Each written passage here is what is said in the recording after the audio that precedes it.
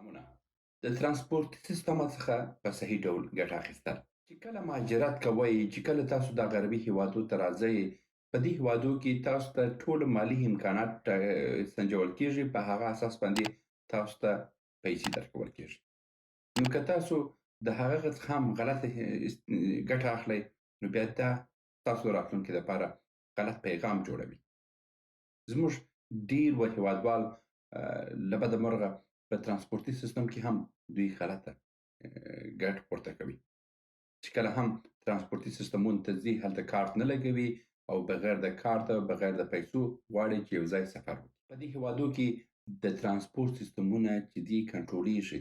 په هر ګاو بیګا کې نفر راځي او ستاسو کارتونه چکوي. که تاسو پیسې ورکړې نه اوسي، تاسو $500 $250 جریمه کیږئ. څه موده وړاندې یو افغان ورور په مترو کې ونیول شو چې ده خپل کارت لګولی نه و او پیسې ورکړې نه وه.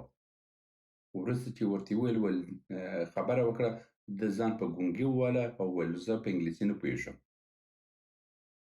ویل د کوم ځای یې؟ ویلو افغان. چې د افغان خبرې وکړه، بیا وروسته ما ویلو زه دلته یم، زه تاسو ته ترجمه کولی شم، ستونزه څه ده؟ هغه کس ته مې وویل ولې کارت دې لګولی نه دی؟ وایي کارت مې لګولی نه دی، خو ځان ما خلاص کړه د دې جنجاله څخه. نو آخر کې ما ویل څومره بې شرمانه کار کوئ او بیا دلته وایي چې ما خلاص کړه. نو بیا دوی ته مې وویلو چې ما دا نوی مهاجر راغلی دی.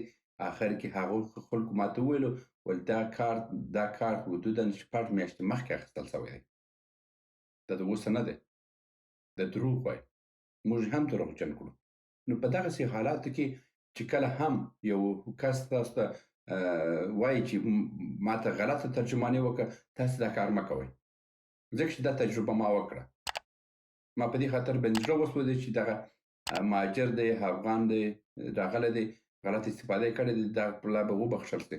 خو چې هلته دوی په سیستم کې وکتل، ویل دا کار 6 میاشتې وړاندې هم دا کار 6 میاشتې وړاندې اخیستل شوی. نو په دې هېوادو کې د غلطي او دوکهبازي ځای نشته، ټول سیستم شته او هر څه تر کنټرول لاندې.